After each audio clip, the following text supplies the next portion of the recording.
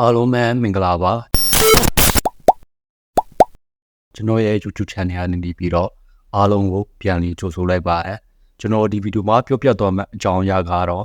ကျွန်တော်တို့နေ့စဉ်သုံးနေတဲ့ Facebook ကခါတလေကြရင်ဟန်နေတာမျိုးဒါမှမဟုတ် LAN ကောင်းရတာနဲ့ New Facebook မှာအတက်ဒီတက်တာကြာတာမျိုးဖြစ်တတ်ပါတယ်ဒီလိုမျိုးဆက်ဟန်တာမျိုးဘယ်လိုမျိုးတန်ရှင်းလို့ရမလဲဆိုတဲ့အကြောင်းကိုပြောပြသွားမှာဖြစ်ပါတယ်ပထမဆုံးအနေနဲ့ဖုန်းလေးက Facebook app ကိုကြာလေးဖြည့်ထားလိုက်ပါပြီးတော့အပိုဆုံးက app info ကိုထောက်ရမှာဖြစ်ပါတယ်ပြီးတာနဲ့ဒီမှာပါတဲ့ storage user ကိုထောက်လိုက်ပါမယ် clear data နဲ့ clear cache ဆိုပြီးတော့ပါပါတယ်အပိုမှာပါတဲ့ clear data ကိုတွားပြီးတော့မကလီမီဖို့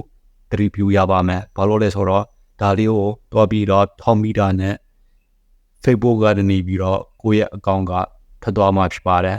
အဲ့မှာကိုက Facebook password ကိုမမှတ်မိဘူးဆိုရင်တော့ပြန်ဝင်တဲ့ခါကျရင်အခက်အခဲကြုံရနိုင်ပါတယ်အောက်က clear cache ကိုထောက်လိုက်ပါမယ်ပြီးတော့နဲ့ပြန်ထွက်လိုက်ပါမယ်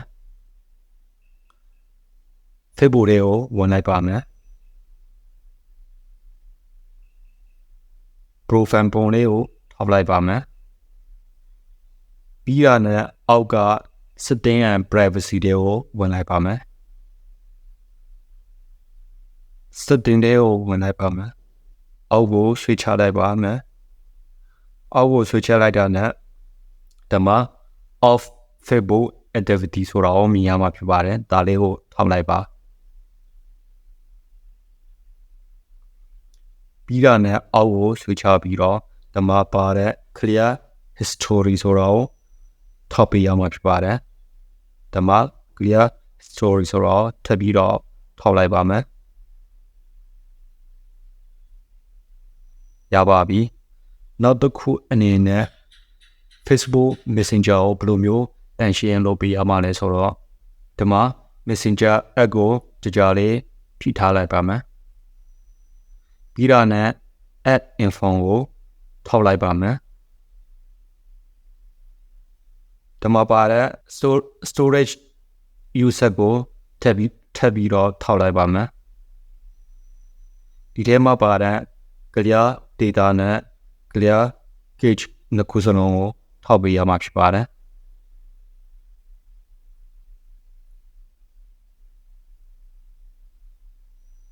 ခုကျွန်တော်တို့ပြထားတဲ့အရာတွေကိုလုပ်ပြီးတာနဲ့ Facebook နဲ့ Messenger ကအရင်ကတည်းကတိတိတသားပေါ်လာတာကိုခံစားရမှာဖြစ်ပါတယ်တပတ်တစ်ခါဒါမှမဟုတ်တစ်လမှာနှစ်ခါလောက်တော့လုပ်ပေးတင်ပါတယ်ကျွန်တော်ရဲ့ဗီဒီယိုကိုအဆုံးထိကြည့်ပေးတဲ့အတွက်ကျေးဇူးတင်ပါတယ်ကျွန်တော်ရဲ့ channel ကိုလည်း like and subscribe လုပ်ပေးဖို့မမေ့ပါနဲ့ဟုတ်ဗျ